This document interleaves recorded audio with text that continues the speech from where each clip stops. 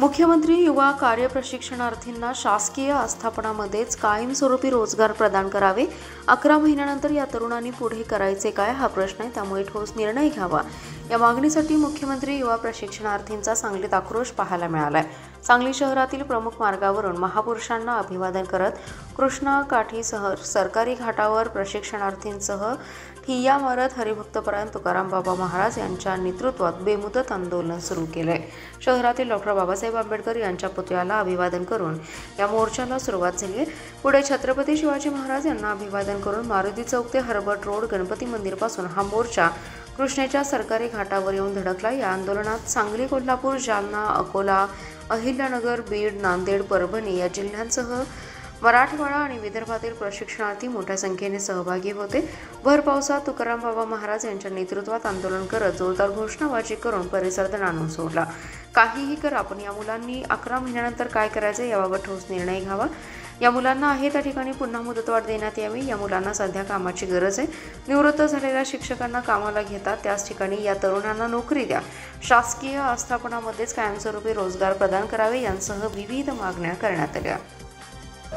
मुख्यमंत्री युवा कार्य पक्षाचे महाराष्ट्रातील लाडके भाऊ ही योजना माननीय तत्कालीन मुख्यमंत्री एकनाथजी शिंदे साहेबांच्या माध्यमातून सुरू झाली होती आणि त्याच अनुषंगाने आता जर बघितलं तर 6 महिने त्या ठिकाणी त्यावेळेस मुदतवाढ मिळाली होती। त्यानंतर 5 महिन्याची मुदतवाढ माननीय देवेंद्रजी फडणवीस साहेब यांच्या माध्यमातून प्राप्त झाली होती।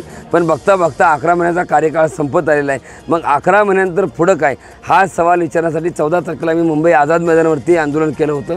त्यावेळेस त्या ठिकाणी आम्हाला सकारात्मक दृष्टीतून प्रतिसाद भेटला नाही किंवा तिथं जे सहकार्य पाहिजे होतं ते त्या ठिकाणी प्राप्त झालं नाही। म्हणून आमचे माननीय मुख्यमंत्री साहेब आणि उपमुख्यमंत्री साहेब आम्ही 11 महिन्यानंतर पुढं करायचं काय हा न सुटणारं कोडं आहे।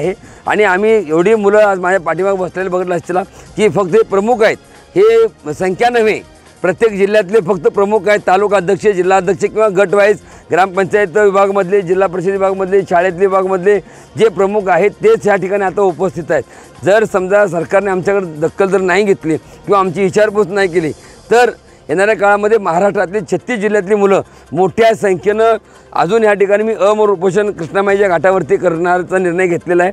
आजपासून जीवनत्याग आंदोलन ह्या ठिकाणी मी कृष्णामाईच्या घाटावरती मंडप मारणार नाही।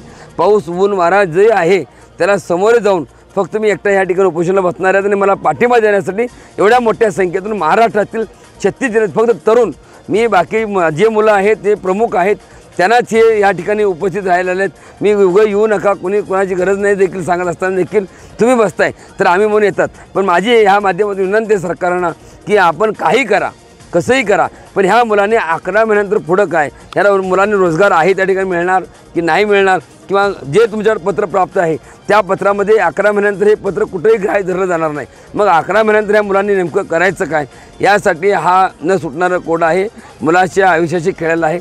माझी सरकार मायबापाला विनंती आहे, जशी लाडकी बहीण योजना चालू आहे तसे लाडका भाऊ योजना जी आहे या मुलांना 6,000, 8,000 आणि 10,000 ह्या मुलांना कामाची गरज आहे। एकीकडे तुम्ही जे प्रमाण रिटायर झालेले आहेत त्या शिक्षकांना परत तुम्ही कामावर घेताय, त्या लोकांना पुन्हा कामावर बोलताय, त्या लोकांना पेन्शन देताय, त्या लोकांना विसार देताय। माझ्या पोराला फक्त 10,000 पगार द्या, आहे त्या ठिकाणी कायमचं स्वरूपी रोजगार त्यांना उपलब्ध करून द्या, ही मागणी ह्या ठिकाणी माझी आहे।